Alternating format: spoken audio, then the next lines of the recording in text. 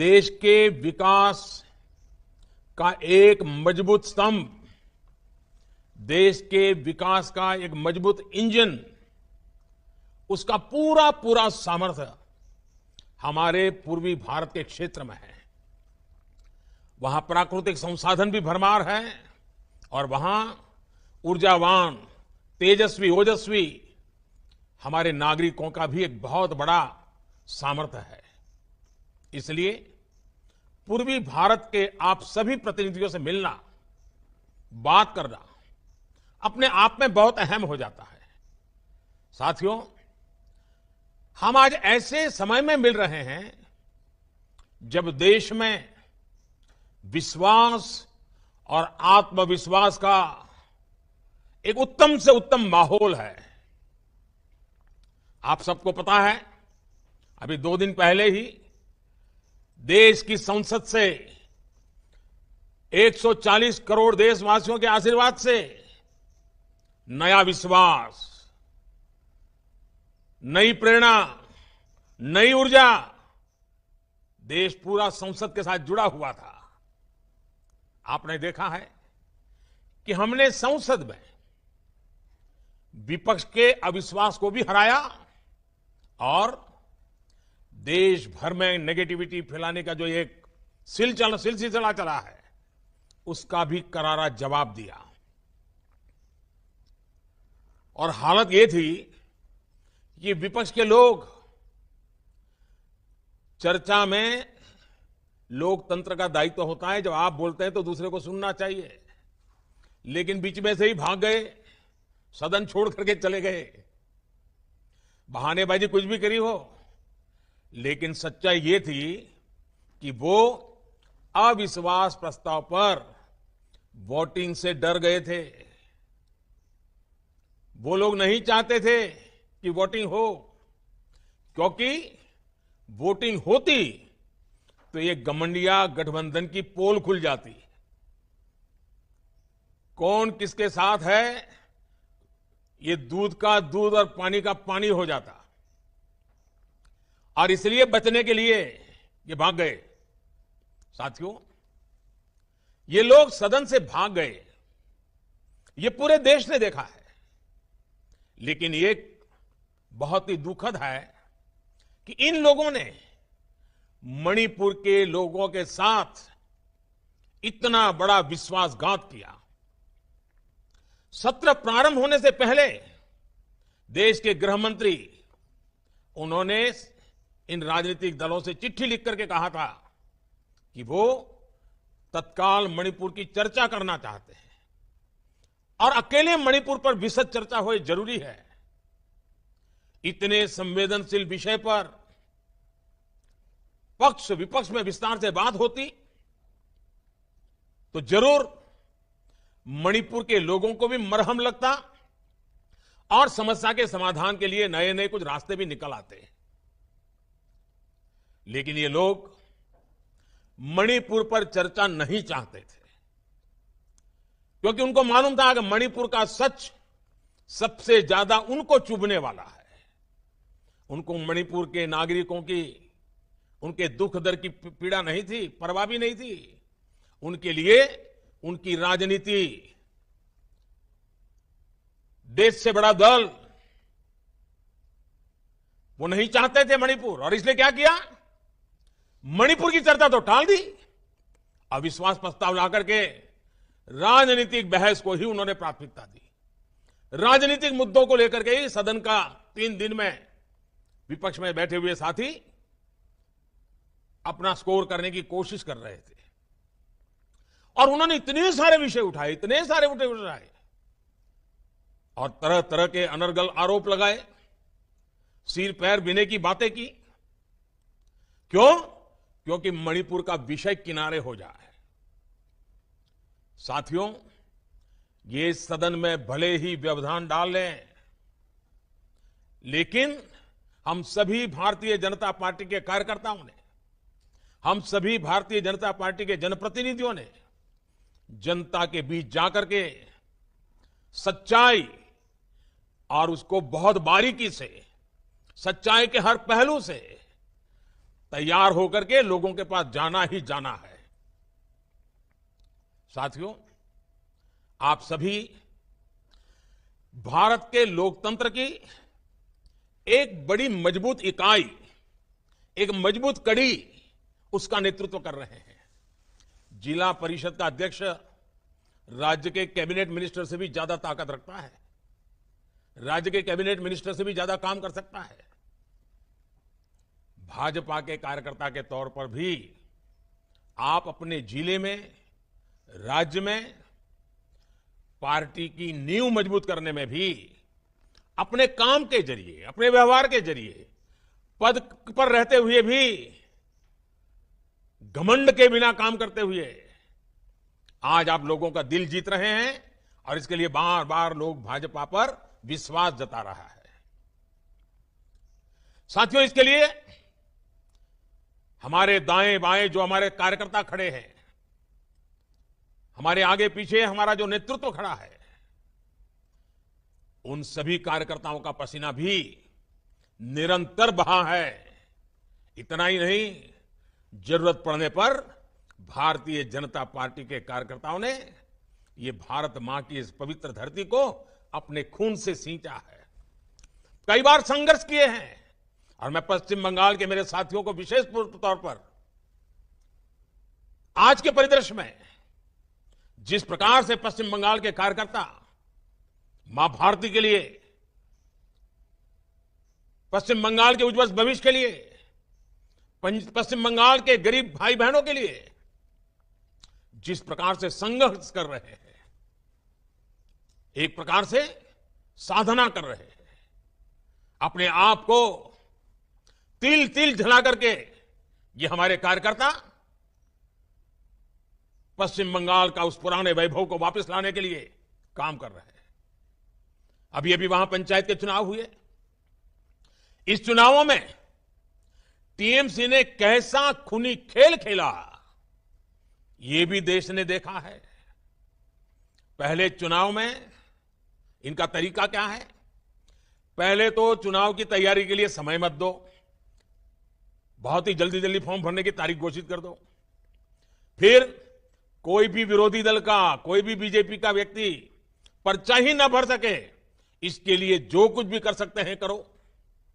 और अगर मानो उसने चातुर्यपूर्वक फॉर्म भरने के लिए जगह पर पहुंच भी गया, तो फिर चुनाव लड़ने में अड़ंगे डालना, उनको घर घर जाने नहीं देना, प्रचार करने नहीं देना, धमकियां देना।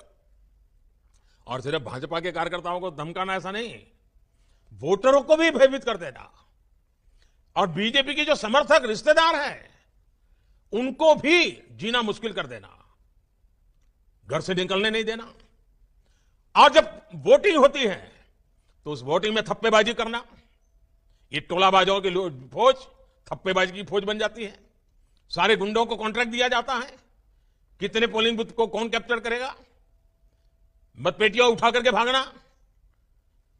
और फिर जब काउंटिंग होता है तो एक एक वोट पर अड़ंगे डालना, भय का वातावरण बनाना, काउंटिंग में से बीजेपी के कार्यकर्ताओं को उठा करके बाहर ले जाना, बैठने नहीं देना।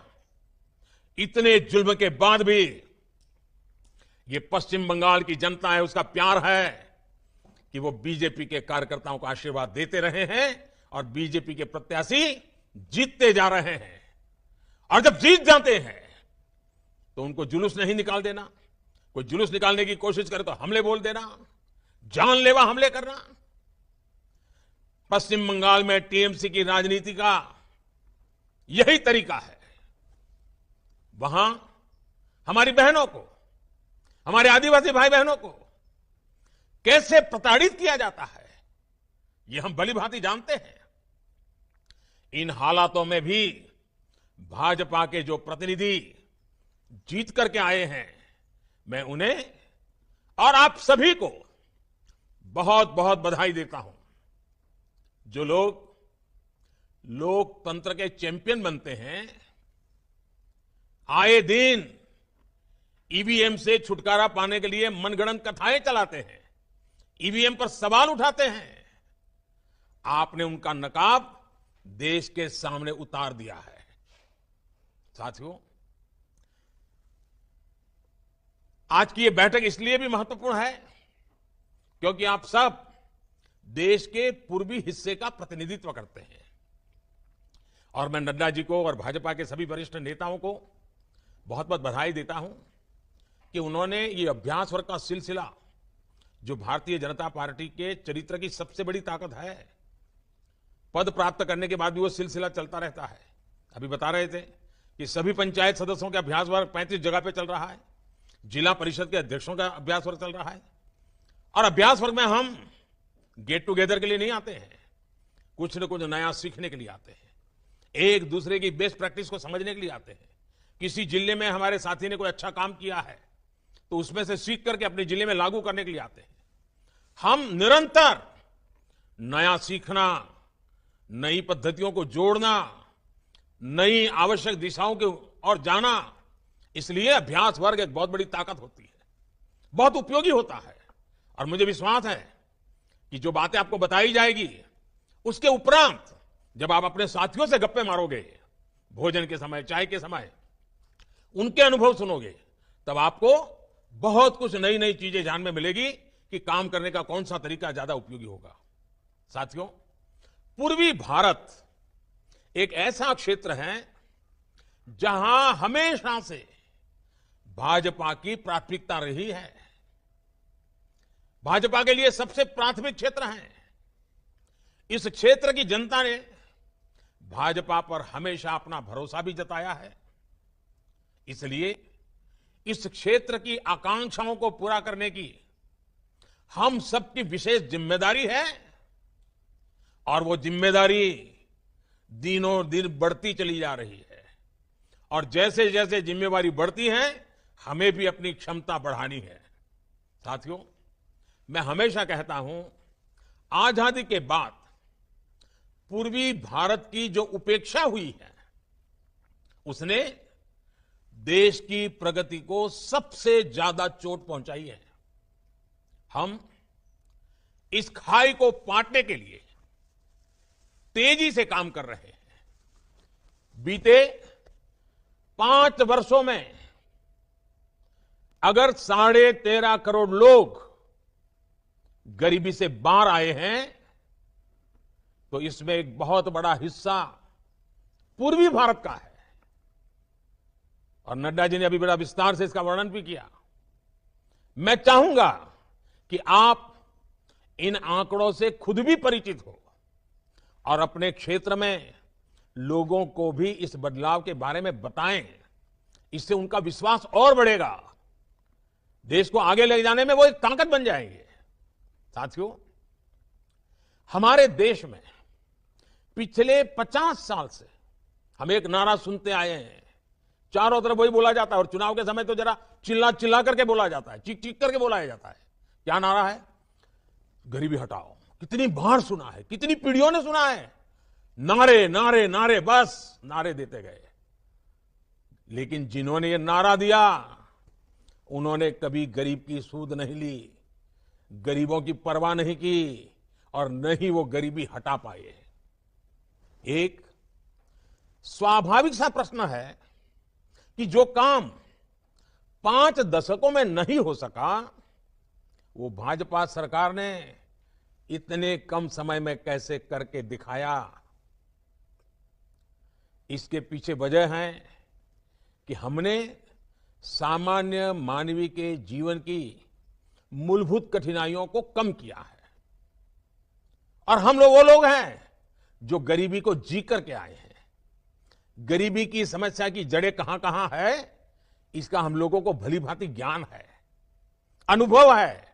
इसलिए हम उन जड़ों से गरीबी को काट करके गरीबों को गरीबी से मुक्त करने का सफल अभियान चला पा रहे हैं। आप देखिए, सरकार ने देश में उन 18,000 गांवों में बिजली पहुंचाई है जहां अब तक बिजली नहीं पहुंची थी। इनमें से लगभग 13,000 गांव पूर्वी भारत के ही तो थे। और आज लोग जो मणिपुर कर करके राजनीति करने में लगे हैं ना, उनको कभी विचार नहीं आया कि नॉर्थ ईस्ट और पूर्वी भारत में 13,000 गांव अंधेरे में डूबे पड़े थे। हमने 15 अगस्त 2019 को जल जीवन मिशन की शुरुआत की थी, तब देश के 20% से भी कम ग्रामीण परिवारों तक नल से जल की सुविधा थी। आज 60% से भी ज्यादा ग्रामीण परिवारों को नल से जल, नल से पानी मिल रहा है। आपसे कई लोग ये जानकर हैरान रह जाएंगे कि मिजोरम जैसे राज्य में 4 साल पहले तक केवल 6% घरों में पाइप से पानी पहुंचता था। आज ये संख्या 90% से ज्यादा है। बिजली पानी की तरह ही पीएम आवास योजना भी गरीबों के जीवन को बेहतर बनाने में बहुत अहम भूमिका निभा रही है। बिहार में पिछले 9 वर्षों में 50 लाख से ज्यादा पक्के घर पीएम ग्रामीण आवास योजना के तहत बने हैं। 50 लाख। ये हमारे पश्चिम बंगाल में ये सरकार काम भी नहीं करने देती तो भी लगभग 45 लाख गरीब परिवारों को पक्का घर देने का काम हम कर पाए हैं। उधर असम में भी गरीबों के लिए 20 लाख घर बने हैं। इन योजनाओं से गरीब की ताकत बढ़ी है, उसे नए अवसर मिले हैं और वो अब गरीबी में रहना नहीं चाहता है। गरीबी से बाहर निकलने के लिए वो भी हमारे साथ कदम से कदम मिला करके मैदान में उतर चुका है। देश ने अब ऐसी सभी योजनाओं के सैचुरेशन का टारगेट रखा है। 100% जो भी इसके हकदार है, जिनको जो मिलना चाहिए, तो 100% काम पूरा होना चाहिए। और इसलिए मेरा सुझाव है कि आपके पास अपनी पंचायत के एक एक लाभार्थी का डेटा होना चाहिए। जितनी भी योजनाओं का लाभ मिलता है, हर गांव के अनुसार उनकी सूची होनी चाहिए। उन्हें इन योजनाओं से जोड़ने के लिए आपको समय सीमा तय करके काम करने की जरूरत है। हर सप्ताह इसका एक चार्ट बना करके अफसरों से रिपोर्टिंग लेना चाहिए। डिटेल में उनसे जानकारी लेनी चाहिए। बताओ भाई, ये योजना इस हफ्ते कहां पहुंची, ये योजना इस हफ्ते कहां पहुंची, फलानी तहसील में क्यों कम रह गए, फलाने गांव में क्यों कुछ नहीं हुआ। आप जितनी पूछताछ बढ़ाओगे, और पूछताछ मतलब किसी को कटघरे में खड़ा नहीं करना होता है, प्यार से बातचीत करके उनका ध्यान आकर्षित करना होता है, तो उससे अफसरों का भी काम करने का उत्साह बढ़ जाता है। तू मैं करने से कभी फायदा नहीं होता है। साथियों, आज हम सभी साक्षी हैं कि पूर्वी भारत में कितनी तेज गति से विकास हो रहा है। बेहतर स्वास्थ्य सुविधाओं के लिए असम के गुवाहाटी से लेकर पश्चिम बंगाल के कल्याणी तक, झारखंड देवघर से लेकर के बिहार में दरभंगा तक, इस प्लानिंग के साथ नए नए एम्स खोले गए हैं ताकि लोगों को इलाज के लिए सैकड़ों किलोमीटर दूर न जाना पड़े। पिछले 9 वर्षों में बिहार, झारखंड, पश्चिम बंगाल और उड़ीसा को 31 मेडिकल कॉलेज भी मिली हैं। नॉर्थ ईस्ट से भी मेडिकल कॉलेज की संख्या बढ़कर 2 गुनी हो गई है।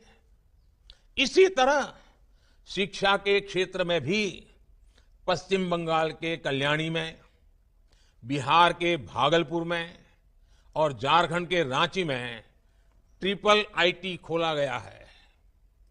त्रिपुरा के अगरतला और मणिपुर के सेनापति में भी ट्रिपल आईटी खुला है।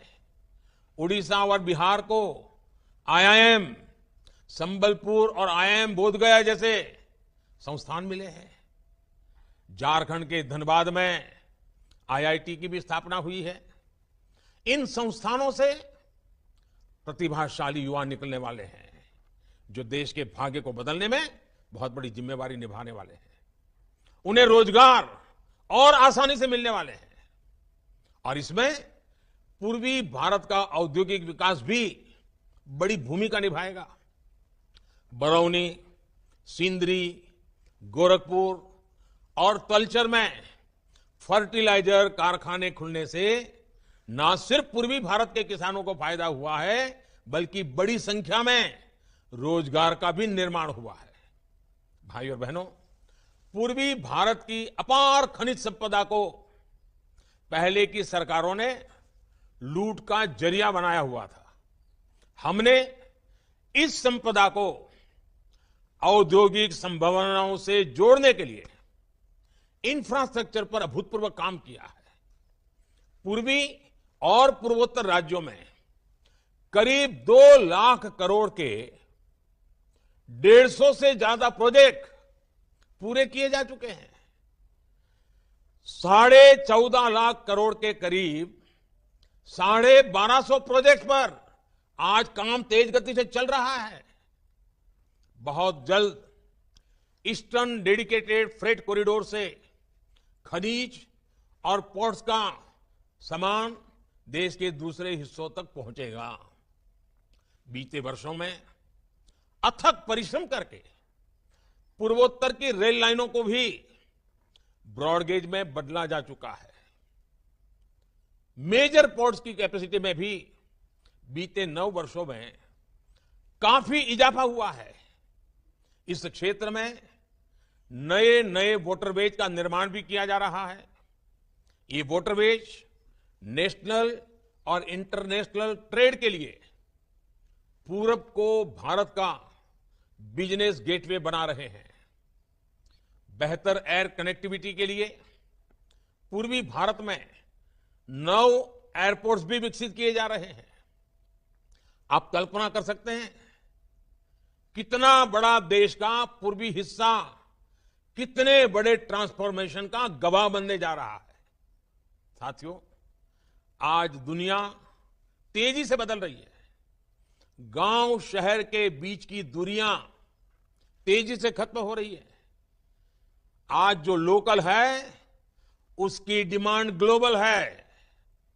इसलिए वोकल फॉर लोकल जैसे अभियान के साथ देश ने 1 डिस्ट्रिक्ट 1 प्रोडक्ट योजना को लॉन्च किया। आपके जिले की जो खासियत है उसे बेहतर प्रोडक्ट के रूप में मार्केट तक लाने के लिए पंचायतों की एक बहुत बड़ी भूमिका हो सकती है। इसमें जिले से लेकर देश तक आर्थिक विकास के अनंत अवसर जुड़े हैं। आप प्रयास करिए कि छोटे छोटे कामगारों को, उद्योगों को बाजार से जोड़ा जा सके, वो जैम पोर्टल से जुड़ सके। और मैं तो आप सबसे भी आग्रह करूंगा, आपकी जिला परिषद, आपकी जिला पंचायत वो जल्द से जल्द जैम पोर्टल से जुड़ जानी चाहिए। आपकी जिला पंचायत में जो भी खरीदना है वो जैम पोर्टल से खरीदना चाहिए। पैसे भी बचेंगे, भ्रष्टाचार जाएगा और अच्छी क्वालिटी का निर्णय आप आसानी से कर सकते हैं। साथियों, लोकल प्रोडक्ट की सफलता के लिए आज ग्लोबली जीआई टैग की चर्चा होती है। कौन सी चीज जीआई टैग है? अगर जीआई टैग है तो उसका अपने आप एक बहुत बड़ा मार्केट बन जाता है। हमारे पूर्वी भारत के पास ऐसी अनेक प्रोडक्ट है जिसे हमें प्रमोट करने की जरूरत है। और इसलिए हमारे यहां की ऐसी विशेष चीजें हैं, उनको जीआई टैग कैसे मिले, आपके अफसरों को लगाइए कि ऐसी चीजें खोजे, जीआई टैग के लिए कैसे करना होता है, सब उनको बताया जाए। आज कई सारे पारंपरिक हुनर उपेक्षा के कारण, बाजार न मिलने के कारण लुप्त हो रहे हैं। इन्हें बचाने में पंचायतें सबसे प्रभावी भूमिका निभा सकती है।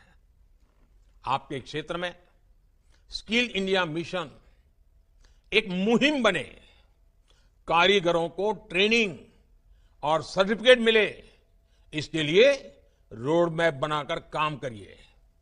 साथियों, आज देश में हमारी बहनों के 80 लाख से भी ज्यादा स्वयं सहायता समूह काम कर रहे हैं। करीब 10 करोड़ महिलाएं इन समूहों से जुड़ी हुई हैं। आज जिला स्तर पर इनका संघ बनाने में पहल करें, इनकी हर जरूरत आप पूरी करें। आप जहां भी प्रवास करें जिले में, और मैं मानता हूं कम से कम सप्ताह में 3 दिन आपको प्रवास करना चाहिए, कम से कम 2 रात जिले के किसी न किसी स्थान पर आपको रुकना चाहिए। और वहां जब जाए तो ये महिलाओं से जरूर मीटिंग करनी चाहिए, उनके काम को समझना चाहिए। साथियों, महिलाएं मुद्रा लोन जैसी योजनाओं का लाभ लेकर आगे बढ़ें, इसमें भी आप अहम भूमिका निभा सकते हैं। आपको ये भी टारगेट सेट करना चाहिए कि हम हमारी पंचायत को पावर कंज्यूमर की जगह पावर प्रोड्यूसर बनाएंगे, निर्माता बनाएंगे। वो सिर्फ खरीदार नहीं होगा।